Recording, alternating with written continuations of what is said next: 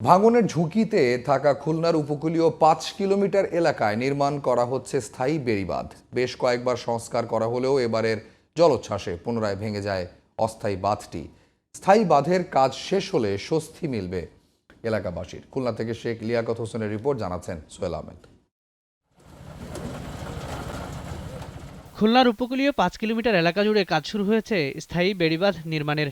ভাঙন ঠেকাতে এই উদ্যোগ নিয়েছে পানি উন্নয়ন বোর্ড। এ কাজে সহযোগিতা করছে Japan international corporation agency JICA. খুলনার দাকুবের বটবুনিয়া, ঝালবুনিয়া, খালিশা ও পাইকগাছা সহ বেশ কিছু অঞ্চলে জিওব্যাগের মাধ্যমে এ কাজ শুরু করা হয়েছে। বটবুনিয়া এলাকায় প্রতিদিন প্রায় ২৫০০ ব্লক নির্মাণ করা হচ্ছে। বেড়িবাঁধের কাজ দ্রুত শেষ হবে বলে আশা করছেন এলাকাবাসী। ব্লক তৈরি করতেছে, আশা করি এই ব্লক খোলানোর পরে হয়তো স্থায়ীভাবে ভাঙন বন্ধ হবে। বেড়িবাঁধটা হয়, রাস্তা মেরামত হলে আমরা একটু ভালোভাবে যাতায়াত করতে পারবো। কাজ শেষ হলে আমরা উপকৃত হব। পানি উন্নয়ন বোর্ডের কাজ অব্যাহত রাখার জন্য বর্তমান সরকারের কাছে দাবি জানান তিলডাঙ্গা ইউনিয়ন পরিষদের ওয়ার্ড সদস্য অভিজিৎ মণ্ডল। আমি আশা করব যে ওনারা আরো দ্রুত গতিতে এই কাজটা সম্পন্ন করবেন।